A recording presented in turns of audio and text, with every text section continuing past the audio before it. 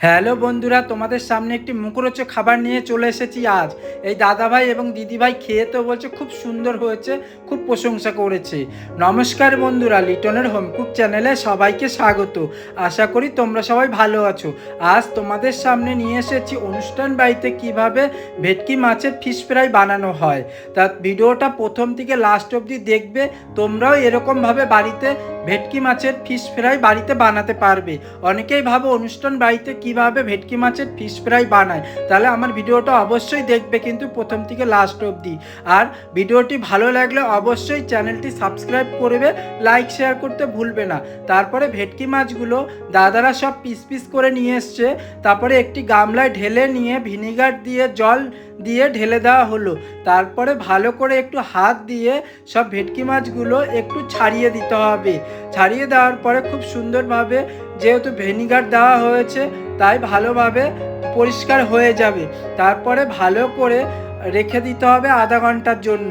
আধা ঘন্টা না রাখলে হবে, 15-20 মিনিট রেখে দেবে। তারপরে ভালো করে হাত দিয়ে একটু উল্টে পাল্টে নিয়ে ধুয়ে নিতে হবে। তারপরে একটি নৌকায় সব ভেটকি মাছগুলো সব তুলে নেওয়া হয়েছে।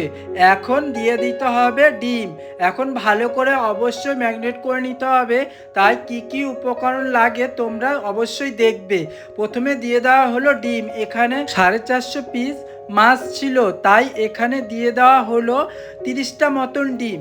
ডিম ভাঙতে ভাঙতে দেখা গেল একটি কুসুম খুবই সাদা। অনেকেই ভাবছিল যে এটা কি প্লাস্টিকের ডিম কিনা, না। তারপরে মনে হলো যে না, এটা যেহেতু নতুন ডিম তাই এটা সাদা সাদা কুসুম হয়েছে। তারপরে সবার মন থেকে এই ভাবনা চিন্তাটা দূর হলো। তারপরে এখানে দিয়ে দেওয়া হলো লবণ আর আরজিনা মটর।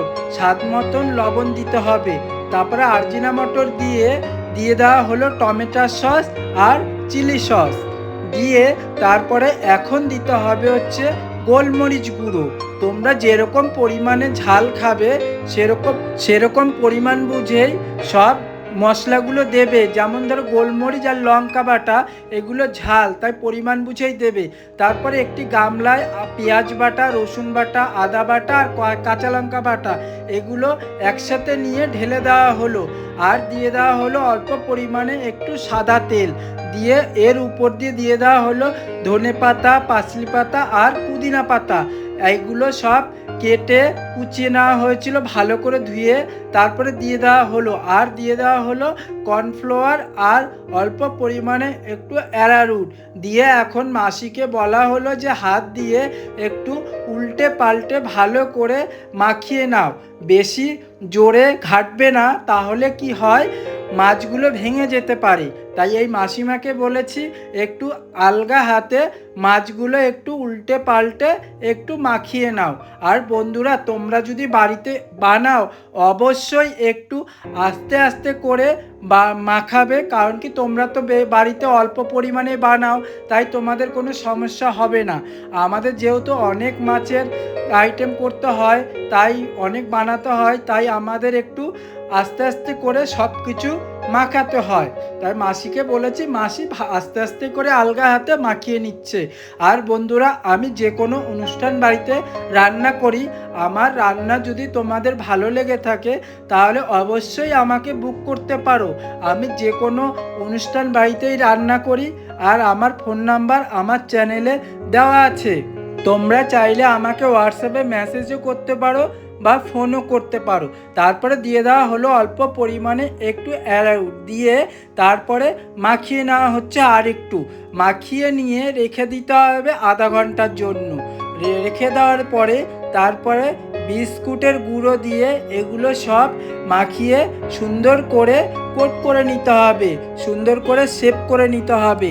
তাহলে এইভাবেই পুরো তোমরা বানাবে, আশা করি খুবই ভালো হবে।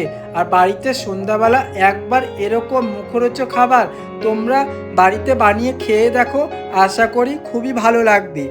আর যেই দাদাভাইয়ের বাড়িতে আমি এই ফিশ ফ্রাই বানিয়েছি, সবাই খুব খেয়ে প্রশংসা করেছে, বলেছে খুব সুন্দর হয়েছে। আর এরকম মুখরোচক খাবার যদি সন্ধ্যাবেলা বাড়িতে বানিয়ে একটু কাসুন্দি দিয়ে যদি খেয়ে দেখো, তাহলে বলার জবাব নেই, সত্যিই খুব সুস্বাদু। আর যদি ভেটকি মাছের হয় তাহলে বলার বাইরে। তারপরে মনে হচ্ছিল একটু লবণ আর একটু ঝাল কম, তাই দিয়ে দেওয়া হলো একটু লবণ আর একটু গোলমরিচ গুঁড়ো দিয়ে। তারপরে মাসি আর একটু মাখিয়ে রেখে দিচ্ছে, কারণ কি এই মাছটা যত মাখাবে আর সুন্দরভাবে ম্যারিনেট করবে ততই খেতে খুবই ভালো লাগবে, মানে ধারণা করার বাইরে। তোমরা একবার আমার ভিডিও দেখে এইভাবেই বাড়িতে বানাবে কিন্তু বন্ধুরা অবশ্যই। আর তোমাদের যদি এরকম রেসিপি ভালো লাগে তাহলে অবশ্যই একটি লাইক শেয়ার করবে। তোমাদের একটি লাইক শেয়ারের কমেন্টের মাধ্যমে আমার ভিডিও করার উৎসাহটা আর একটু বাড়বে, আর তোমাদের আমি ভালো ভালো রেসিপি দেখাতে পারবো। তারপরে ম্যারিনেট করা হয়ে যাওয়ার পরে রেখে দিয়েছে আধা ঘন্টা। তারপরে এখন মাসিদের বলা হয়েছে বিস্কুটের গুঁড়ো দিয়ে ভালো করে কোট করে নিতে। তাই মাসিরা এখন প্রথমে এক একটা করে তুলে খুব সুন্দর করে বিস্কুটের গুঁড়ো লাগিয়ে এইভাবে ছুরি দিয়ে চারিদিকটা শেপ করে নিচ্ছে, কারণ কি শেপ করে নিলে খুব ভালো হয়। আমি এই মাছগুলো আমি দুবার করেছি। প্রথমে আমি বিস্কুটের গুঁড়ো দিয়ে একবার শেপ করে নিলাম, তারপরে ক্রিম বানিয়ে তারপরে আর একবার করে নিয়েছি। দুবার করলে কি হয়, এই ফিশ ফ্রাইটা খুব সুন্দরভাবে মোটা হয় এবং খেতেও ভালো লাগে। তাই এইভাবে মাসিরা সব করে নিল। আর আমি অন্যদিকে অন্য রান্নাবান্না করছিলাম, আমার অনেক মেনুই ছিল এখানে। তাই আজ তোমাদের আমি ফিশ ফ্রাইয়ের রেসিপিটা দেখাচ্ছি।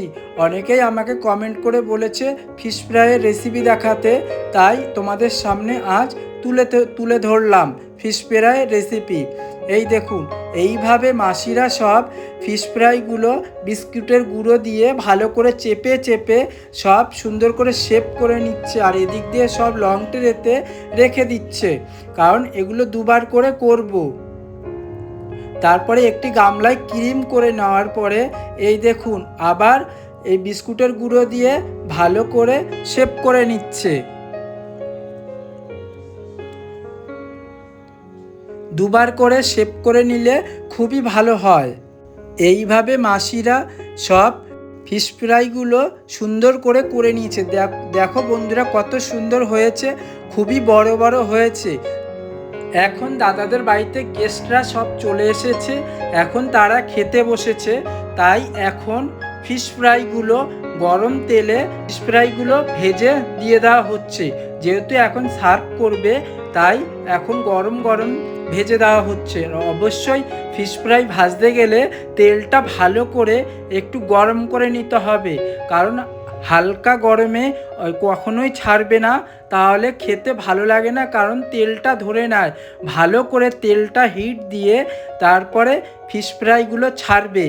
এই দেখো বন্ধুরা, আমরাও তেলটা ভালো করে গরম করে নিয়ে ফিশ ফ্রাইগুলো ছেড়ে দিয়েছি।